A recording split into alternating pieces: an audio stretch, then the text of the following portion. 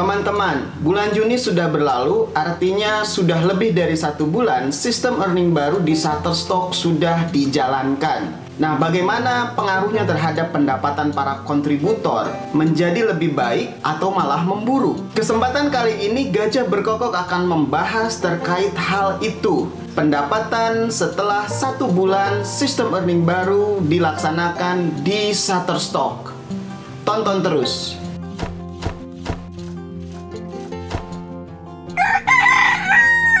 Selamat datang di Gajah Berkokok, channel sharing, channel berbagi terkait fotografi pada umumnya dan khususnya mengenai Shutterstock serta microstock yang lainnya. Melalui channel ini, Gajah Berkokok berharap kita bisa tumbuh dan belajar bersama, sukses bersama di dunia fotografi pada umumnya dan khususnya di Shutterstock atau microstock yang lainnya. Buat teman-teman yang ingin tumbuh dan belajar bersama dengan Gajah Berkokok, jangan lupa untuk subscribe dulu channel ini, tekan tombol like dan share-nya untuk bisa terus mengikuti sharing-sharing dari Gajah Berkokok.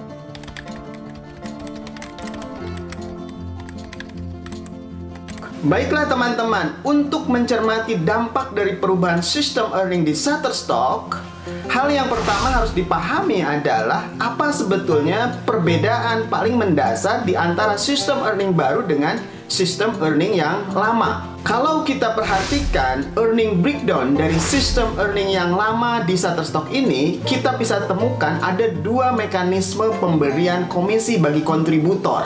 Yang pertama, untuk pembelian dengan metode subscription dan on demand, Shutterstock menetapkan komisi dengan sistem fixed commission. Artinya adalah earning yang didapatkan oleh kontributor tidak tergantung dengan berapa nilai harga dari foto yang terjual. Berapapun foto itu terjual, earning yang diperoleh oleh kontributor akan tetap sama sesuai skema yang sudah ditetapkan oleh Shutterstock. Misalkan, kalau kita berada pada level 1, maka berapapun buyer membeli foto kita dengan metode subscription, maka kita hanya akan dapat 0,25 US dollar saja. Jadi tidak tergantung dengan harga yang ditawarkan atau yang diberikan oleh Shutterstock kepada buyer. Yang kedua, untuk pembelian dengan metode single and order. Untuk metode ini, Shutterstock menetapkan komisi untuk kontributor disesuaikan dengan harga yang ditawarkan kepada pembeli.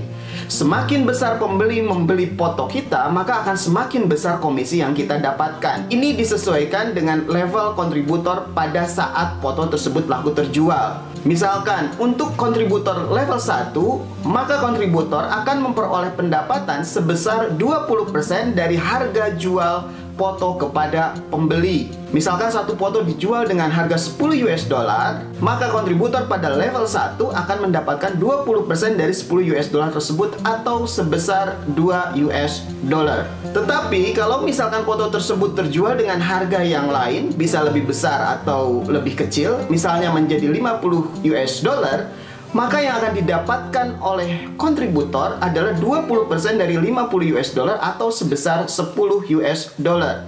Jadi earning yang diperoleh disesuaikan dengan berapa foto tersebut dibeli oleh para buyer. Nah teman-teman, pada sistem earning baru tidak ada lagi metode fixed commission untuk kontributor. Jadi semua earning yang diperoleh oleh kontributor akan didasarkan pada berapa harga foto milik kontributor tersebut terjual. Inilah yang membedakan antara sistem lama dengan sistem baru.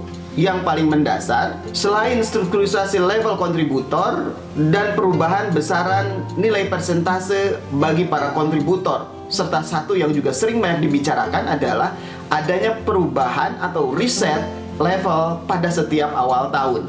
Dengan demikian, yang akan sangat mempengaruhi pendapatan para kontributor ini adalah di harga berapa foto-foto mereka terjual.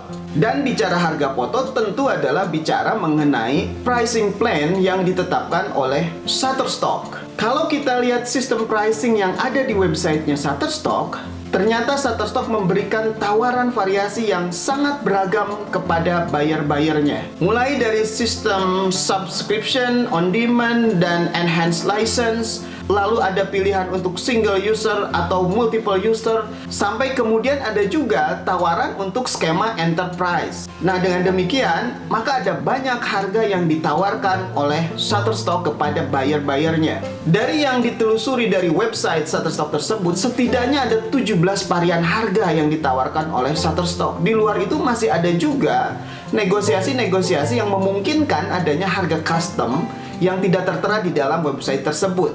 Jadi kemungkinannya ini akan lebih dari 17 varian harga yang ditawarkan oleh Shutterstock. Dari yang tertera di website tersebut, harga paling rendah ada pada angka 0,22 US dollar per image. Dan yang paling tinggi adalah sebesar 99,50 US dollar per image. Nah, ini ada yang mencoba membuat tabel untuk melihat berapa kira-kira pendapatan yang bisa diperoleh oleh kontributor pada setiap level dengan melihat sistem pricing yang ada di website Shutterstock tersebut. Kalau diperhatikan, terdapat banyak nilai yang mungkin akan didapatkan oleh kontributor berada di bawah nilai minimal yang dulu diperoleh pada saat sistem lama. Yang paling rendah 0,25 US dollar misalkan untuk level 1 pada sistem lama. Di sistem baru, rekan-rekan kontributor bisa mendapatkan penghasilan yang jauh lebih kecil dari itu.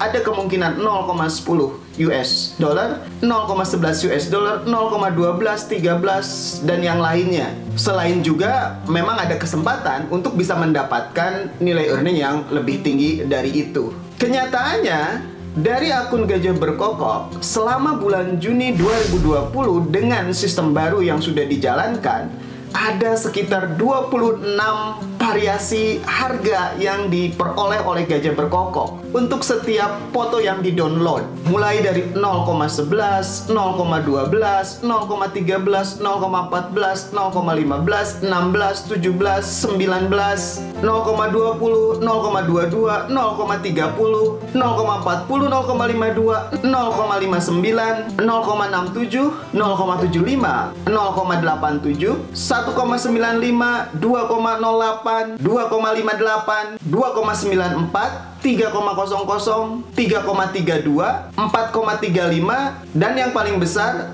7,80 US dollar. Dibandingkan dengan sistem lama, ini jauh berbeda teman-teman.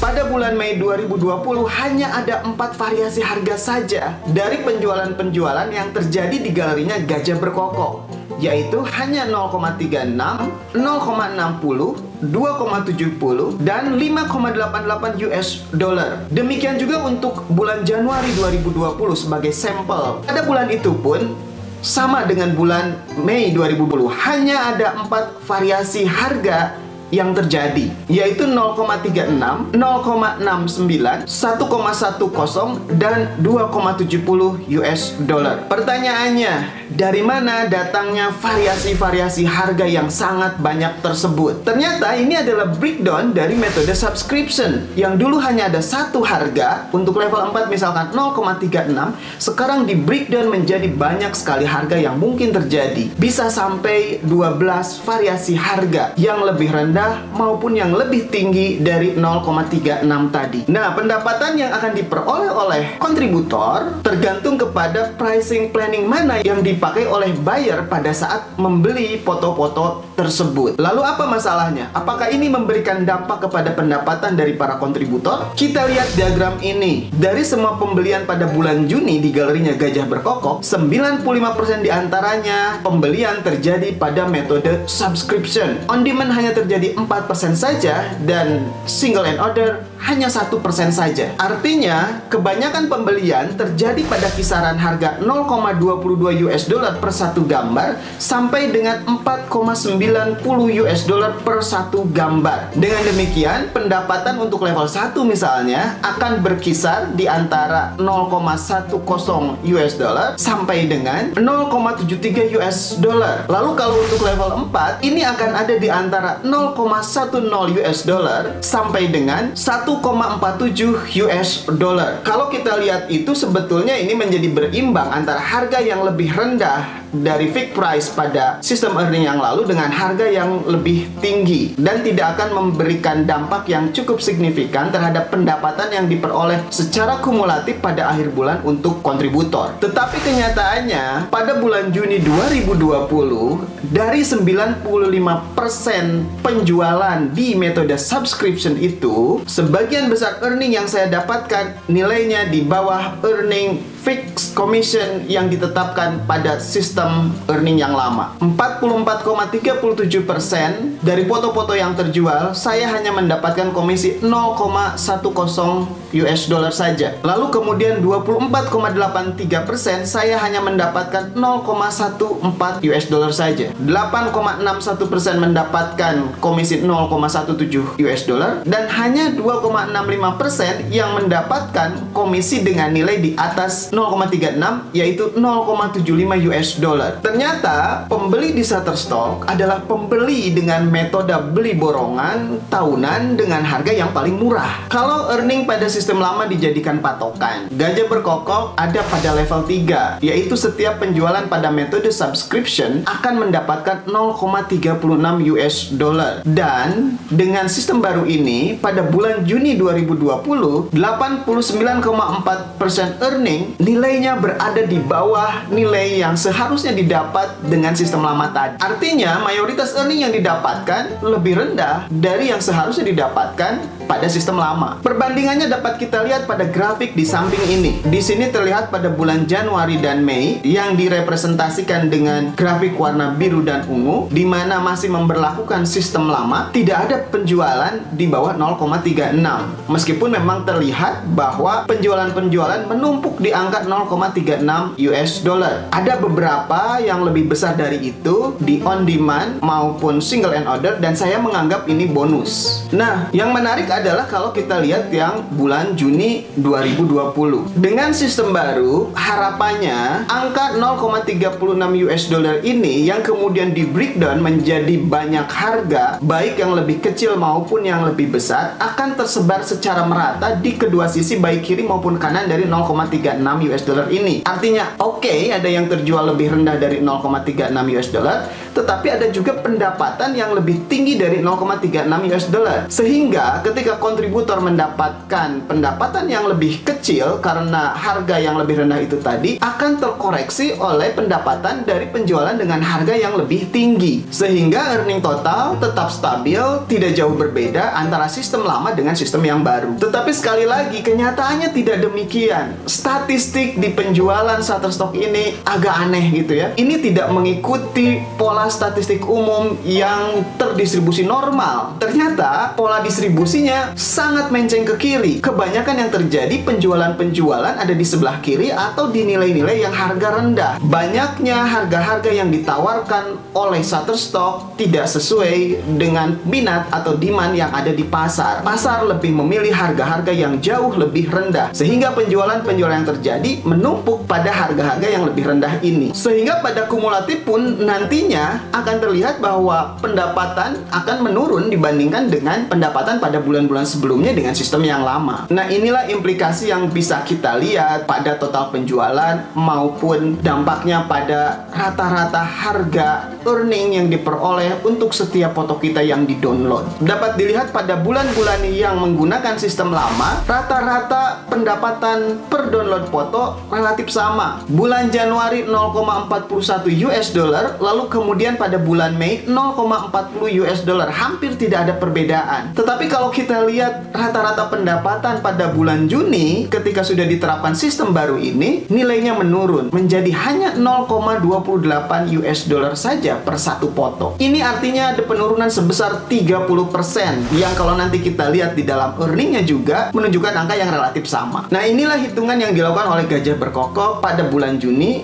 jika menggunakan asumsi yang terjadi pada bulan-bulan sebelum itu. Dengan nilai rata-rata per download 0,40 US dollar, maka akan berbeda pendapatannya dibandingkan dengan yang nilai rata-ratanya 0,28 US dollar. Kita bisa lihat di sini, dengan menggunakan sistem baru ini, dari 303 kali download yang terjadi, Gajah Berkokok hanya mendapatkan 86,06 US dollar. Yang kalau kita menggunakan asumsi dengan metode yang lama, seharusnya mendapatkan mendapatkan sekitar 121,2 US dollar. Ini terjadi penurunan sebesar 28,99%, dekat dengan angka penurunan nilai rata-rata tadi. Nah, teman-teman, inilah yang terjadi pada akun Gajah Berkokok. Akun dengan level 4 mempunyai 7.800-an foto, ada penurunan pendapatan dalam kisaran 30%. Tentu tidak akan sama persis dengan kontributor-kontributor yang lain. Ada banyak faktor yang bisa mempengaruhi perbedaan itu. Bisa jadi faktor dari genre foto-foto yang ada di galeri, bisa juga dari kualitas foto-foto yang ada di galeri tersebut. Namun demikian, secara general, sepertinya kontributor-kontributor yang bermain di stok foto akan mengalami penurunan pendapatan. Kisarannya antara 25-35%. Baiklah teman-teman, kita lanjutkan. Dari telahan ini, ada juga beberapa hal menarik yang bisa kita ungkapkan. Pertama, ternyata Shutterstock mempunyai penawaran harga yang sangat bervariasi. Untuk bulan Juni, bagi Gajah Berkokok ada 26 variasi earning yang diperoleh, dan sepertinya jauh lebih banyak lagi dari itu. Yang kedua, ini yang menarik. Ternyata ada harga yang ditawarkan oleh Shutterstock lebih rendah dari harga minimal pada saat sistem lama yang lalu itu. Earning terendah yang akan didapatkan oleh kontributor pada sistem lama pada level 1 adalah 0,25 US dollar. Sementara ada harga yang ditawarkan oleh Shutterstock dengan nilai 0,22 US dollar. Bayangkan teman-teman, ada pembeli membeli dengan harga 0,22 US dollar, lalu Shutterstock harus bayar kontributornya 0,25 US dollar. Artinya apa? Shutterstock nombok. Mungkin Shutterstock berpikir ada subsidi silang dari pembelian dengan harga yang lebih tinggi. Tetapi kenyataannya adalah yang tadi, bayar di Shutterstock ternyata tidak merata. Pembeli lebih banyak pada harga-harga yang lebih rendah. Kalau melihat ini, maka menjadi masuk akal kalau kemudian Shutterstock membuat kebijakan baru terkait earning para kontributornya. Fakta lain adalah dengan banyaknya buyer yang membeli dengan harga yang minimal tadi, dengan sistem baru, maka earning yang akan diperoleh oleh kontributor pun juga menjadi minimal, dan konsekuensinya tadi kita sudah lihat bersama, ada penurunan pendapatan. Nah, sebetulnya ada pertanyaan menarik yang bisa kita ajukan. Shutterstock merubah sistem yang implikasinya hanya terjadi pada kontributornya, tetapi tidak sama sekali untuk buyer. Buyer masih berlaku sistem lama, membeli dengan harga lama yang paling murah dengan harga 0,22 US dollar per image. Pertanyaannya, selain merasionalisasi kebijakan untuk kontributor, kenapa Shutterstock tidak juga merasionalisasi kebijakan untuk para buyernya? Dengan menaikkan sedikit harga misalnya, ini bisa tetap menjaga nilai earning yang akan diperoleh oleh kontributor. Setidaknya bisa menghargai karya yang dihasilkan oleh kontributor, tidak hanya dihargai dengan belasan sen saja. Mudah-mudahan saja ini terpikirkan oleh Shutterstock dan kemudian ada perubahan kebijakan yang lebih baik bagi para kontributor. Tetapi baiklah teman-teman, saat ini sudah berjalan, kita harus tetap menatap ke depan. Apa yang bisa dilakukan oleh kontributor menghadapi sistem yang baru ini? Setidaknya ada 3 pilihan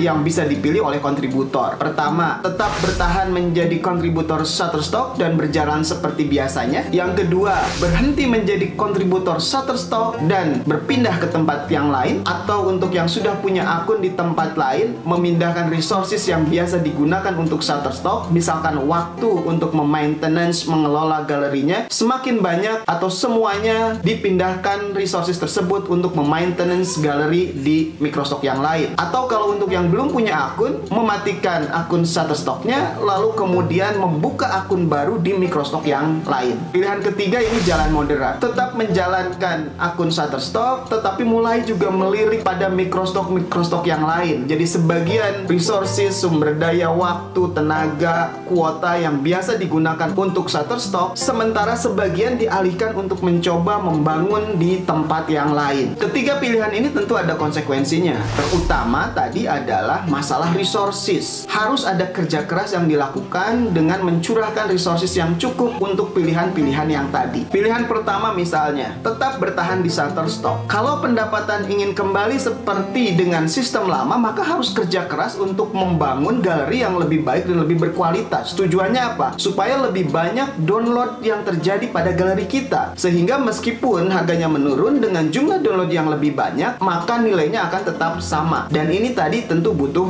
effort untuk melakukan itu. Perlu effort lebih untuk mendapatkan nilai yang sama pada sistem lama dengan sistem baru. Kecuali memang teman-teman pasrah saja, tidak masalah pendapatan pendapatannya menurun, maka teman-teman bisa menjalankannya seperti biasa saja. Pilihan kedua, menurut saya ini agak gambling, terutama bagi yang belum punya akun di Microstock yang lain. Mematikan Shutterstock sama saja juga dengan mematikan pendapatan. Lalu teman-teman berupaya untuk mendapatkan pendapatan baru dari satu sistem yang baru, yang mana membangun sistem itu butuh upaya, butuh waktu, butuh konsistensi yang cukup besar. Tapi pilihan ini sah-sah saja diambil kalau memang teman-teman punya konsideran yang rasional untuk itu. Misalkan teman-teman sangat kecewa dengan Shutterstock, merasa marah, merasa tidak dihargai karyanya, maka menjadi sangat sah untuk memilih jalan ini dengan konsekuensi yang harus dihadapi sendiri oleh teman-teman. Dalam konteks jangka panjang, meskipun di awal akan berat, bisa saja pilihan ini menjadi pilihan yang tepat. Nah, kalau untuk saya pribadi, saya lebih memilih pilihan yang ketiga. Tetap bertahan dengan akun Shutterstock, secara bersamaan saya mulai melirik pada Microstock yang lain. Sebagian resources yang biasa saya gunakan untuk mengelola akun Shutterstock saya, kemungkinan akan